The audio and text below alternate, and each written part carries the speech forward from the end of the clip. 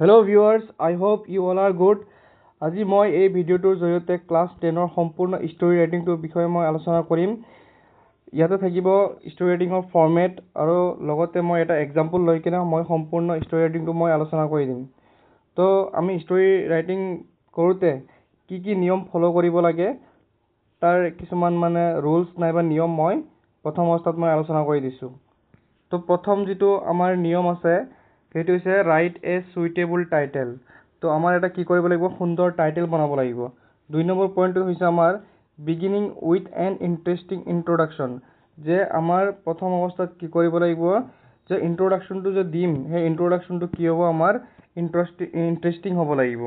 তাৰপিছত আছে 3 number maintain A proper sequence of events, যে সেই ইভেণ্টছটোৰ বিষয়ে আমি কি কৰিব লাগিব, প্ৰপাৰ ছিকুৱেঞ্চত লিখিব লাগিব। প্ৰথম অৱস্থাত বিগিনিংটো ভালদৰে বনাব লাগিব, মিডলত আমি বডিখিনি সম্পূৰ্ণ কথাখিনি লিখিব লাগিব, তাৰপিছত এণ্ড কৰি দিব লাগিব, সামৰণি মাৰি দিব লাগিব।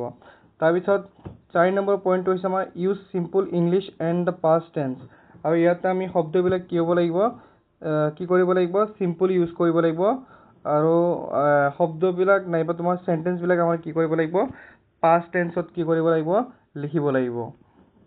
5 নম্বৰ পইণ্টটো হৈছে আমাৰ divide the story into proper paragraphs, আৰু আমি ষ্টৰী ৰাইটিংটো কৰোঁতে আমি কি কৰিব লাগিব, পেৰাগ্ৰাফ ৱাইজ কি কৰিব লাগিব, লিখিব লাগিব। তাৰপিছত 6 নম্বৰটো আছে আমাৰ and the story with a logical conclusion, যে আমাৰ কি কৰিব লাগিব, ষ্টৰীটো শেষৰ পিছত আমি সামৰণি মাৰিব লাগিব, আৰু এইটো কি হ'ব লাগিব, লজিকেল হ'ব লাগিব নাইবা যুক্তিসংগত হ'ব লাগিব। 7 নম্বৰ পইণ্টটো হৈছে আমাৰ ৰাইট এ সুইটেবল মৰেল। তো আমাৰ ষ্টৰীটো লিখাৰ পিছত আমি কি কৰিব লাগিব, এটা সুন্দৰ নীতি শিক্ষা দিব লাগিব, বা এটা সুন্দৰ কি দিব লাগিব, মৰেল দিব লাগিব, যাতে আমি এই ষ্টৰীটোৰ পৰা কি শিক্ষা পালোঁ বা কি শিকিলোঁ তাৰ কাৰণে এটা সুইটেবল কি কৰিব লাগিব, আমাৰ মৰেল দিব লাগিব। তো এইখিনি আছে আমাৰ পেজ 1ৰ বিষয়ে, ৰুলছবিলাকৰ বিষয়ে। তো এতিয়া আমি আগবাঢ়োঁ নেক্সট এটা পেজলৈ, আৰু এই নেক্সট এটা পেজত আমি পাম সম্পূৰ্ণ ফৰ্মেট। তো এই ষ্টৰী ৰাইটিঙৰ সম্পূৰ্ণ ফৰ্মেটটো হৈছে মই আলোচনা কৰি দিছোঁ। তো প্ৰথম অৱস্থাত আমাৰ কি কৰিব লাগিব, এটা সুইটেবল টাইটেল ক্ৰিয়েট কৰিব লাগিব। টাইটেলটো আমাৰ ক্ৰিয়েট কৰিব লাগিব প্ৰথম অৱস্থাত। তাৰপিছত ইন্ট্ৰডাকশ্যনটো হৈছে ওৱান্স আপন এ টাইম দেয়াৰ লিভড যে এসময়ত এজন বা এগৰাকীয়ে ইয়াতে বাস কৰিছিল। তো এই যিটো খালী ঠাই আছে ইয়াতে আহিব কেৰেক্টাৰৰ নাম, তাৰপিছত ইয়াতে আহিব আমাৰ কেৰেক্টাৰৰ প্লেচ, তেওঁ ক'ত থাকে। ওৱান ডে এদিনাখন, তাৰপিছত ইয়াতে তেওঁ যি কাম কৰিবলৈ যাব সেই কামটোৰ বিষয়ে ইয়াতে আহিব। তাৰপিছত আহিব আমাৰ এই যিটো আনএক্সপেক্টেড ঘটনাবোৰৰ গতিপথ কি কৰিছে, সলনি কৰিছে, কেনেকৈ তেওঁৰ ঘটনাটো চেঞ্জ কৰিলে, কেনেকৈ পৰিৱৰ্তন হ'ল, কি হ'ল, এই গোটেইবোৰ আমাৰ সেই ইন্ট্ৰডাকশ্যন পেৰাগ্ৰাফত কি কৰিব লাগিব, লিখিব লাগিব। তাৰপিছত বডিটো হৈছে এইখিনি আমাৰ সম্পূৰ্ণ কথাখিনি লিখিব লাগিব। লিখাৰ পিছত তেওঁ কেনেকুৱা ধৰণৰ প্ৰব্লেম পাইছিল, পিছত তেওঁ কেনেকুৱা ধৰণৰ ছল্ভ হৈছিল, এই সম্পূৰ্ণ কথাখিনি ইয়াতে আহি যাব আমাৰ। তাৰপিছত যিটো after some difficulties and efforts the problem was finally solved and everything came to happy ending, যে কিছুমান অসুবিধা আৰু প্ৰচেষ্টাৰ পিছত সমস্যাটোৰ অৱশেষত সমাধান হ'ল, আৰু সকলো কি হ'ল, আমাৰ সুখদায়কভাৱে কি হ'ল, শেষ হৈছে, বা ষ্টৰীটো কি হৈছে, হেপী এণ্ডিং হৈছে। তো আমি ষ্টৰীটো লিখোঁতে যে গোটেইবোৰ কথা লিখি কিনে আমি কি কৰিব লাগিব, এণ্ডিংটো কি কৰিব লাগিব, আমাৰ হেপী কৰিব লাগিব। তাৰপিছত কনক্লুজনত আছে আমাৰ the character explain the incident which he experience, যে কেৰেক্টাৰটোৱে নাইবা চৰিত্ৰটোৱে কি অভিজ্ঞতা কৰিলে সেই গোটেই ঘটনাটো তেওঁ সমূলি ইয়াতে ক'ব। The experience taught everyone an important lesson, they realised the value of good qualities and decide to follow' the right পথ থ্ৰু আউট দেয়াৰ লাইফছ, যে এই অভিজ্ঞতাই সকলোকে এটা গুৰুত্বপূৰ্ণ শিক্ষা দিলে, তেওঁলোকে ভাল গুণৰ মূল্য উপলব্ধি কৰিলে আৰু জীৱনত সদায় সঠিক পথ অনুসৰণ কৰাৰ সংকল্প ল'লে। তো এইখিনি লাষ্টত আমি এইখিনি কপি লাইন মাৰি দিব পাৰোঁ।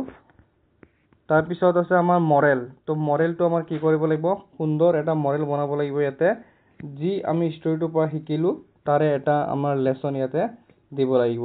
তো এইখিনি আছিল আমাৰ ফৰ্মেটৰ বিষয়ে। তো এতিয়া আমি নেক্সট এটা এক্সাম্পল লৈ কেনে ষ্টৰিটো আমি সুন্দৰকৈ বুজোঁ। তো নেক্সট এটা পেজত পাম আমি এটা সুন্দৰ ষ্টৰি ৰাইটিং। সেই ষ্টৰিটো হৈছে তোমাৰ দি অনেষ্ট উডকাটাৰ, এটা সৎ উডকাটাৰ মানে খৰিকটীয়া। তো ইন্ট্ৰডাকশ্যনটো হৈছে আমাৰ once upon a time there lived a poor woodcutter in a small village near a forest। যে এটা সময়ত কি কৰিছিলে, তাতে এটা দুখীয়া খৰিকটীয়া বাস কৰিছিলে এটা সৰু গাঁৱত, আৰু এইটো আছিলে তোমাৰ কি নিয়াৰ এ ফৰেষ্ট, মানে হাবিৰ কাষতে আছিলে। one day while cutting a tree beside a river, আৰু এদিনাখন যেতিয়া তেওঁ মানে নদীৰ পাৰত তেওঁ কি কৰিছিল, নদীৰ পাৰত বা নদীৰ কাষত তেওঁ কি কৰিছিল তোমাৰ গছ কাটি আছিলে। his axe slipped from his hand and fell into the water। আৰু তেওঁৰ যিটো কুঠাৰ আছিলে সেই কুঠাৰটো তাৰ হাতৰ পৰা কি কৰিছিল তোমাৰ পিছলি পৰি কিনে তেওঁ মানে এই কুঠাৰটো কি কৰিছিলে পানীত পৰি গৈছিলে। This unexpected incident changed the course of the events। আৰু এইটো আশা নকৰা ধৰণক এটা ঘটনাই কি কৰিছে তেওঁক মানে গোটেই তেওঁৰ ঘটনাটো কি কৰিছে তোমাৰ ঘটনাটোৰ গতিপথ কি কৰি দিছিল তোমাৰ সলাই দিছিলে, চেঞ্জ কৰি দিছিলে।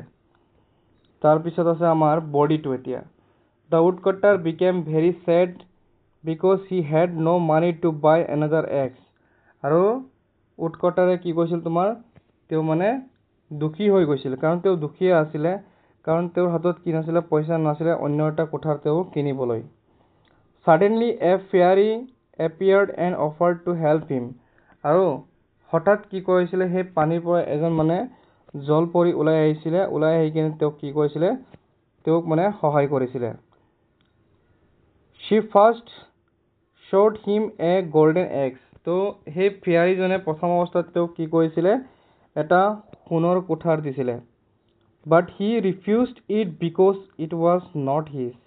যে তেওঁ কি কৰিছিলে, এইটো লোৱাত তেওঁ অস্বীকাৰ কৰিছিল নাইবা অমান্তি হৈছিলে, কাৰণ সেই কুঠাৰটো তেওঁৰ নাছিলে। Then she showed him a silver axe। তাৰপিছত তেওঁ কি কৰিছিলে, এটা ৰূপৰ কি কৰিছিলে তোমাৰ কুঠাৰ দিছিলে। But again he refused it। কিন্তু তাৰ পিছতো তেওঁ কি কৰিছিলে, তেওঁ অমান্তি হৈছিলে এইটো ল'বলৈ। Finally she brought out his iron axe। আৰু অৱশেষত তাই কি কৰিছিলে, তাৰ যিটো মানে অৰিজিনেল কুঠাৰ আছিলে আইৰণৰ বা লোহাৰ, সেইটো তেওঁক কি কৰিছিলে, ৰিটাৰ্ণ কৰি দিছিলে। The woodcutter happily accepted it and thanked the fairy for the kindness। আৰু সেই দুখীয়া খৰিকটীয়াজনে কি কৰিছিলে, এই কুঠাৰটো তেওঁ মানে সুখৰে নাইবা তেওঁ আনন্দ মনেৰে কি কৰিছিলে, এইটো লৈছিলে তাৰ পৰা, আৰু তেওঁক ধন্যবাদ জনাইছিলে তেওঁৰ দয়াৰ কাৰণে। The fairy became pleased with his honesty and rewarded him with the golden and silver axes as well। আৰু ফেয়াৰীজনে যিজন জলপৰী আছিলে, সেই জলপৰীজনে তাৰ সততাত মানে তেওঁ মুগ্ধ হৈছিলে, আৰু মুগ্ধ হৈ কিনে তেওঁক কি কৰিছিলে, এই গল্ডেন এণ্ড চিলভাৰ যিটো মানে কুঠাৰ আছিলে সেইটো তেওঁক পুৰস্কাৰ হিচাপে দিছিল। After some difficulties and efforts the problem was finally solved and everything came to happy ending। যে কি কৰা হৈছিলে, যে কিছুমান অসুবিধা আৰু প্ৰচেষ্টাৰ পিছত সমস্যাটোৰ অৱশেষত সমাধান হ'ল আৰু সকলো সুখদায়কভাৱে শেষ হ'ল। The woodcutter returned home happily with all the axes।